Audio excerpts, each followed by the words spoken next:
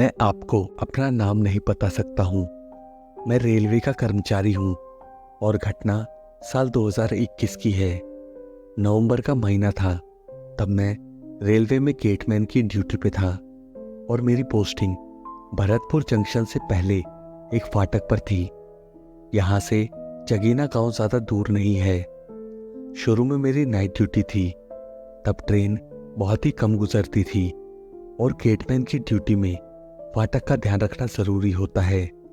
शुरू के कुछ दिन काफ़ी आराम से गुजरे। फिर एक रात को मेरी नाइट ड्यूटी थी।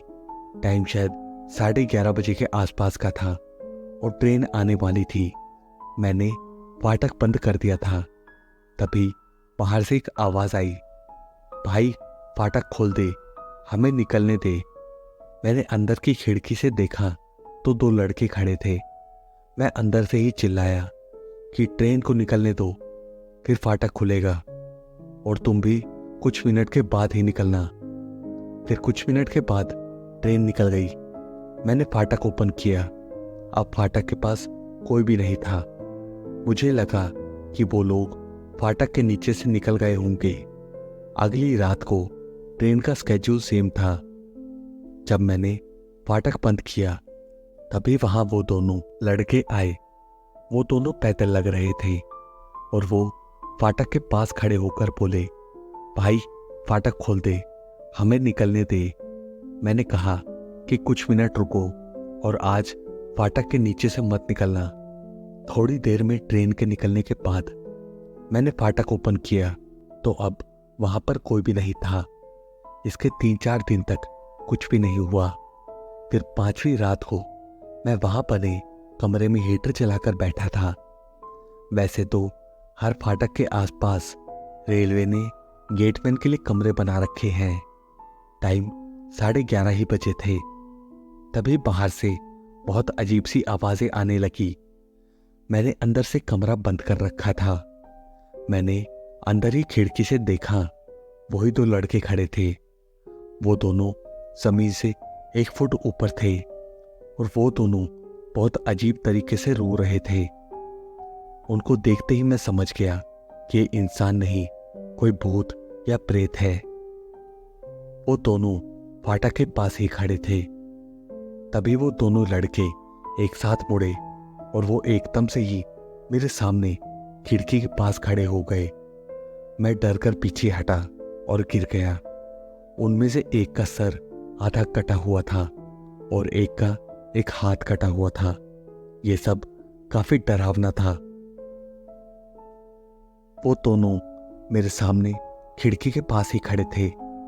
मैं सर नीचे किए बैठा रहा। मैंने कई जगह फोन करना भी चाहा, पर फोन में नेटवर्क नहीं थे।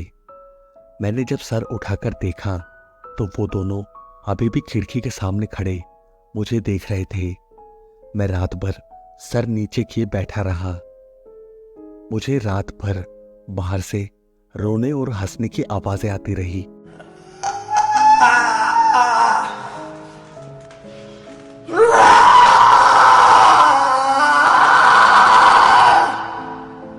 कभी कोई वहां उस कमरे का दरवाजा खटखटाता और कभी बाहर से आवाज आती, भाई फाटक बंद कर ले। उस पूरी रात को फाटक खुला रहा। सच कहूं तो उस रात को मैंने ड्यूटी नहीं करी। जैसे तैसे रात कटी।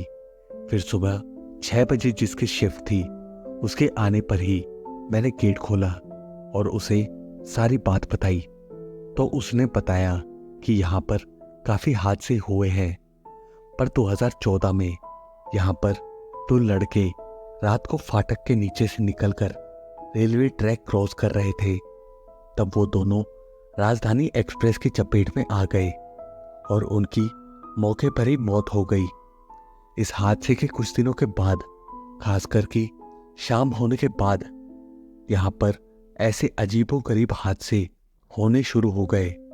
इस वजह से जिसकी भी यहाँ पर नाइट शिफ्ट होती उनके साथ कोई ना कोई घटना जरूर घटती। फिर मैंने अपने सुपीरियर से बात करके अपनी वहां से पोस्टिंग करवा ली। इस प्रोसीजर में कुछ महीने लगे, पर जब तक मेरी वहां पर नाइट ड्यूटी थी, मैं नाइट शिफ्ट में अपने साथ अपने एक दोस्त को रखता था। इस बीच मेरे साथ कोई हादसा तो नहीं हुआ, पर रात को कई बार फाटक के पास से रोने की आवाजें आती थी और ये आवाजें सिर्फ मुझे ही सुनाई देती थी। और इस पैरानॉर्मल एक्टिविटी की खबर वहां के न्यूज़पेपर में भी छपी थी और ये टीवी पर भी आई थी। और इस भूतिया फाटक के बारे में एक यूट्यूब चैनल ने भी कवर किया है और ये घटना बिल्कुल सच्ची है। तो कैसी लगी आपको ये सच्ची घटना? अगर आपको कहानी पसंद आई हो तो इसे लाइक, कमेंट, शेयर ज़रूर करें। और अगर आपके पास भी ऐसी कोई सच्ची घटना हो तो आप उसे मुझे मेल कर सकते हैं। और ऐसी नई कहानियों को सुनने के लिए मेरे इस चैनल को सब्सक्राइब ज़रूर करें। Thank you.